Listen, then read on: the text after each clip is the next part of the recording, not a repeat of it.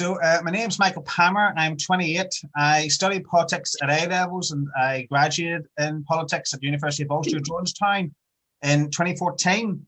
I joined the UUP in 2013, so I have, and I've been a member of it ever since. I was previously Alliance Party, but I obviously found the UUP to be a better fit. And I stood for election for the UUP in 2019 for the council election in the Cumber DEA. And since then, I'm just sort of involved in obviously unionism politics, as a member of the UUP and obviously representing myself as well. Yes, I would be gay myself, and obviously, being gay within unionism is a bit, it can be a bit difficult at times, but things are changing, attitudes are changing, and certainly one of the things that motivated me to go into the UUP is to try and change those attitudes, to try and show that you can be a gay unionist. It's not a strange thing. And that, to try and encourage other unionists. One of the things that probably inspired me to join the UUP was I saw Jeffrey Dudgeon was in it. So if Jeffrey Dudgeon's in it, then I could be in it. And obviously, hopefully I can inspire other people to get involved, because I do think, gay rights belong to everyone in Northern Ireland. It's not just a Republican thing. It can also be a unionist thing. And it's all about changing attitudes within unionism. So the big fear for me is I keep being told that if there were a United Ireland, I'd be respected in it, but I don't believe that to be the case. We've seen even this week the reaction to the NI centenary, even with the NIO, there hasn't been a single union flag waved, but seeing the reaction from some Republicans, even from the SDLP leader, even, it just sort of, it puts a bad taste in my mouth. I just don't think I'd be respected within a United Ireland, and I don't think I would have equality within a United Ireland. I feel that there'll be a revenge culture that will be going on, particularly, we've seen from Sinn Féin. I just sort of get this idea from especially some hardline Republicans. They want to try and get revenge, that they want to try and impose all these different things. They want to use, say, even the Irish language as a weapon, when in fact the Irish language belongs to everyone. It shouldn't be politicized. So that would sort of be my fears of it, and I just don't think it would work. The other thing would be economically. I don't think if we were in a United Ireland, we'd get anywhere near the level that public spending that we get from Britain. The block grant. We're getting billions spent on this. I don't think the Republic of Ireland would match that, and I don't think even the Republic of Ireland has an appetite for United Ireland at this stage. Anyway, certainly the government doesn't. In practical terms, a better Northern Ireland means that we would be. Obviously, I'd be socially liberal, so I'd like to see a more socially liberal Northern Ireland, a more welcoming Northern Ireland, obviously for LGBT people, but actually everyone. I want Northern Ireland to obviously be trying to support its own. I don't always want us, getting begging bowl out to Westminster. I do want us to try and have our own jobs. For example, we actually produce, in terms of grades, we actually produce some of the best grades in the world, I think, actually, in terms of maths. I also think we are able to contribute to the economy in terms of, say, the service industry. For example, there's a lot of American companies, such as, I think it was at Liberty IT company that's come over to Northern Ireland, which is an American IT company, and they're wanting Northern Ireland graduates, IT graduates, to go into it. So we are actually punching above our weight, and we've also a lot of talent in Northern Ireland, of course, goes elsewhere. So a lot of our talent's actually hidden, or it's actually taken by other countries. I actually think both Republican and Unionist youth actually have this same fear and same problem. I don't think we understand what happened here. I certainly don't. I just can't imagine what was going on, here decades ago.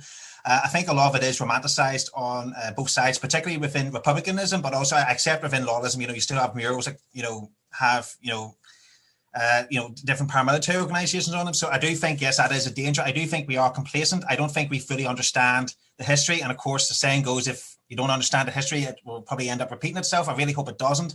But that's why we need to put forward a positive vision for Northern Ireland and a positive future, so we don't go back to that. I certainly don't want to go back to that. COVID, I think, is bad enough. I think really after COVID, we don't really want to have any more trouble, So the past is a tricky issue. I'm not even sure if you can deal with the past. We all have our own narratives and we're all going to disagree. So I would always say the IRA was a terrorist organization. The security services were the good guys, but obviously Republicans wouldn't see it that way. So I'm not even sure if you'll ever have an agreed collective way.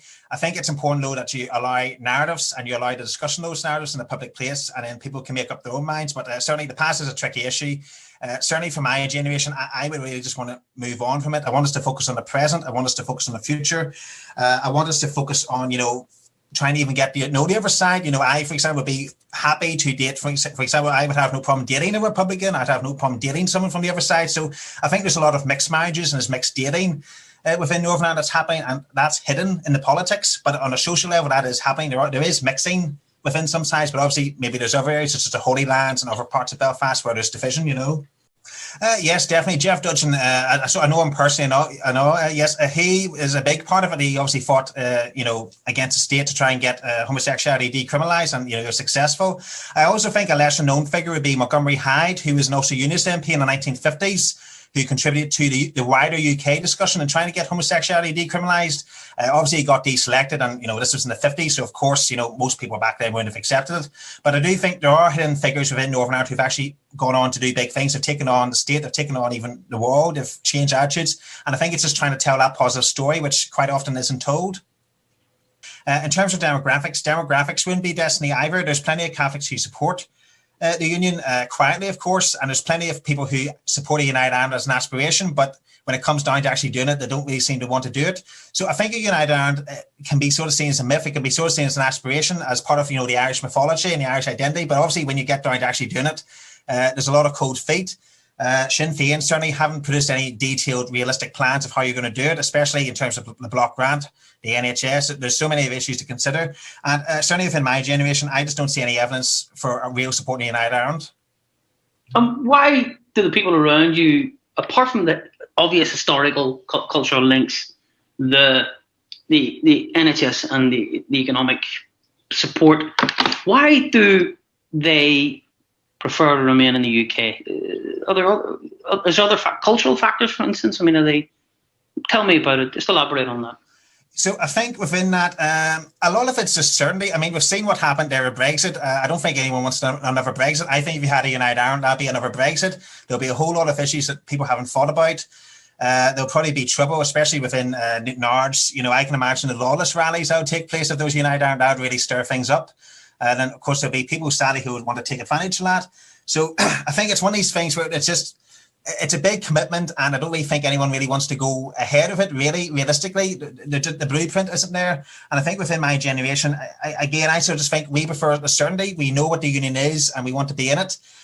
Trying to move away from certainty is insecurity. And if you have insecurity, humans in general, especially people like me in their late 20s, we don't want insecurity. We want to be secure. We don't want trouble, Yeah. You went from the Alliance Party, you did the other way, you went from the UP. What percentage do you think of the people who are voting Alliance, and especially their new voters, are also in a referendum or border poll will still put their X beside staying in the UK?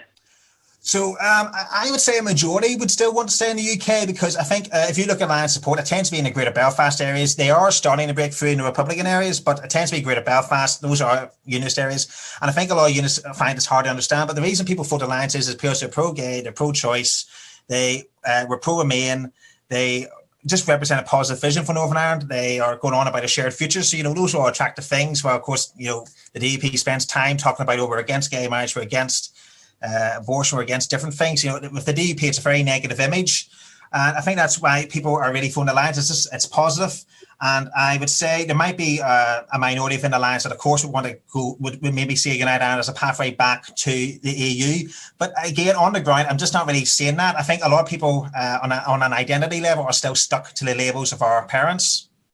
If you were asked to stand up and sell Northern Ireland in the Union, right, to a wavering audience, what are the couple of key points you would be hammering home?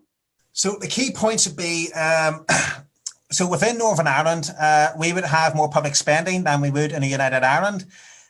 We have the NHS. Ireland, as far as I know, doesn't have really any sort of social security system. You'd have to pay to see a GP. You'd have to pay for your blood test. You'd have to pay. There's all these extra charges that people haven't thought about. In terms of trade, there's, the big companies would be in London, the big corporations. So I think we're better off in terms of trade as well. And in terms of opportunities, the opportunities do come from London, and even Northern Ireland attracts some of those opportunities as well. And I also think just trying to build Northern Ireland as a progressive society, because on the ground, we are actually nice people. We are welcoming. We are progressive. It's just, unfortunately, that doesn't come across in politics, because unfortunately, our politicians are, people from the previous generation who are still blighted by what happened here decades ago. I'll ask this question of others. Are you confident in the future of the union? Yes, I'd be confident. Yes, because I think the right people will come out. Within unionism, you sort of have obviously the political hardline unionists sort of give us a bad name, but I think a lot of ordinary unionists will come out and say, no, not everyone's a hardline unionist. There's a lot of ordinary unionists like me who'd be happy just to see us within the UK. They're happy for people to have rights. I'm happy to accommodate people in terms of their rights, in terms of their aspiration identity, but obviously within the union. And I think it's really trying to get that message out there and to try and challenge a lot of stereotypes within unionism.